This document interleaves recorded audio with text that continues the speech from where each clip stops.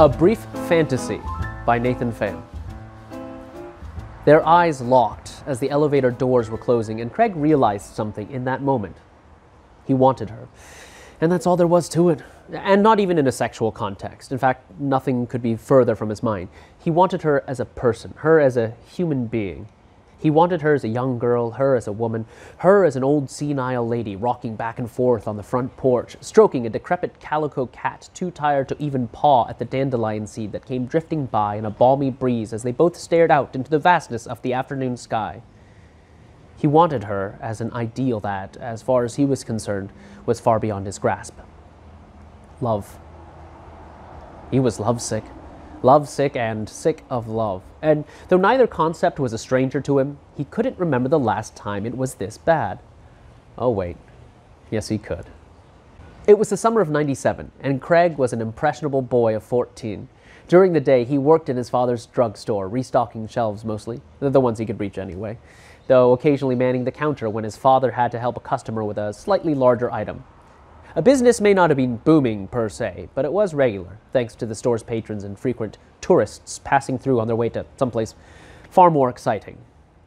In a town as small as Lawrence, everybody knew everybody else, so the first thing that struck Craig about her was that he didn't recognize her. He braced himself for heartbreak, though, knowing that if he didn't know her, she was just another one of the aforementioned tourists. The possibility that she was new to town crossed his mind, but he quickly dismissed the notion. Nobody ever moved to Lawrence.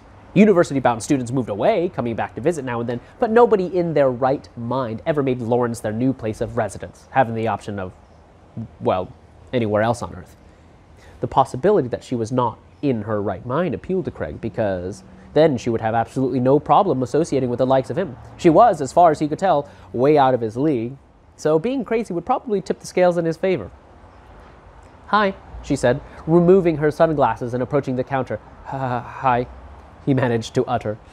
That was as far as he got. The furthest he'd ever gotten, as a matter of fact. Usually he wasn't even able to stutter past that first consonant. He could only dream about the day he could introduce himself by name to an individual of the female persuasion. In between his heart stopping and starting again, he had no recollection of totaling her items, a beef jerky stick, a pack of gum, and a candy bar, taking her $5, depositing it in the register, giving her back $2.84 worth of change, and handing her a receipt. Instead, the only thing he remembered was the fantasy of the rest of their lives that they had spent together.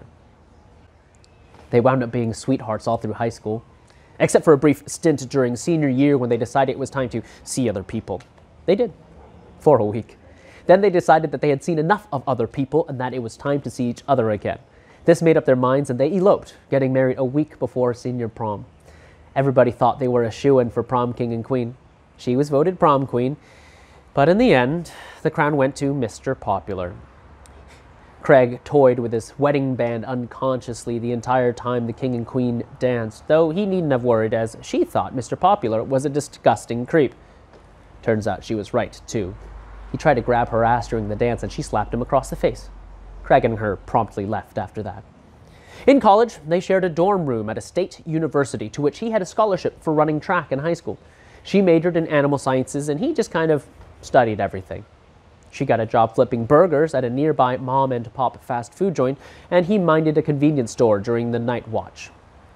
He would get home in time to wake her up to get to her first classes before falling asleep himself. She would be done with her morning classes and drop by the dorm to get her apron and wake Craig up for his classes before dashing over to work. She would then finish her shift and meet Craig at the only class they could afford to have together with such contrasting schedules.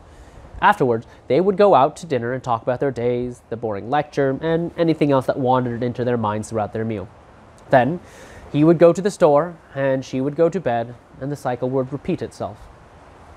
Though they only saw each other several times every day, they made the best of their time, and it managed to keep them sane. Their routine was fairly uniform, with the exception of a couple eruptions of passion during their encounters in the dorm room, resulting in both of them being late to one thing or another, but nothing really changed.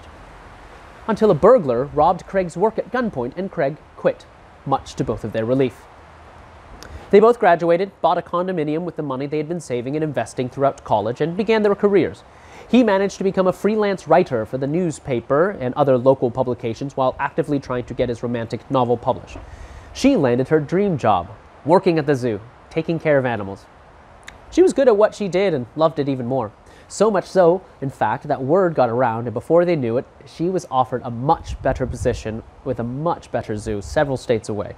Without hesitation, they moved, and within 2 months, he sold his novel. 1 week later, she announced she was pregnant. The twins, Justin and Jason, were the first and second of 4 children. Following were Jessie, a girl, and Josh, who had cerebral palsy. The years came and went, bringing with them several milestones. A freak accident at the hippopotamus habitat resulted in her early retirement. Craig's 4th book became one of the New York Times bestsellers. Justin and Jason worked at an electronics depot as technical support before opening a fast food joint called Twin Burgers. Jessie became a fairly successful independent singer, and Josh led a happy life as a janitor and cashier at Twin Burgers. Unfortunately, one night when Josh was 23, Justin and Jason were driving him home when an inebriated idiot, rushing home from a Christmas party in the hopes of getting home before getting into an accident, slammed into the rear passenger side at 65 miles per hour in a 35 zone. Josh died immediately. The twins, however, got to spend 3 weeks in the same hospital as Marcus, the irresponsible individual who hit them. Marcus unexpectedly passed away a week after the twins were released when the respirator he was on suffered from a mysterious electrical failure. Craig and his wife didn't talk to the twins again until 10 years later, after that, when Justin and Jason showed up on the family doorstep at Thanksgiving with their wives and children in tow.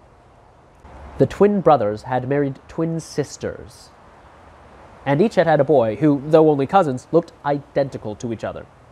They were welcomed with open arms and hearts, and the family was complete again. Craig and his wife died at the ripe old age of 93 in their sleep, and, according to the coroner, not more than an hour apart. The next thing he knew, she was on her way out the door of his father's drugstore, beef jerky, gum, and candy bar in hand, putting her sunglasses back on. Bye. Now, here it was, over 10 years later, and it was happening all over again. This time, in the office building of the magazine he wrote for in the big city. And just like that, the elevator doors closed, and she was gone forever. No. He glanced up at the lit arrow pointing down. Thanking God, he dashed to the nearby stairs and made his way down as fast as he could without tripping. He burst into the lobby, panting like a dog in summer, and scanned the vast room before recognizing a silhouette making its way through the revolving glass doors. "Excuse me, miss?" But she didn't hear him. Summoning up a familiar stamina from his past days of glory, he bolted out to the safety of the air-conditioned building and into the populated heat of the city. He looked left and right before spotting her about to cross the street. "This is worse than the 100-yard dash," he muttered to himself before taking off once again, down the sidewalk, across the street, down another sidewalk, and finally up to the stride of the object of his passion. He took a moment to catch his breath before saying, "Excuse me, miss? Oh my God, are you all right?" "Yeah, I'm fine. I've just been chasing you since the building across the street a couple blocks back." "Aren't you the guy from the elevator?" "Yep, that's me. Wow, I haven't run like that since high school." You ran track or something?" "No, I was just really popular with all the bullies." She laughed. "Hi, my name is Craig.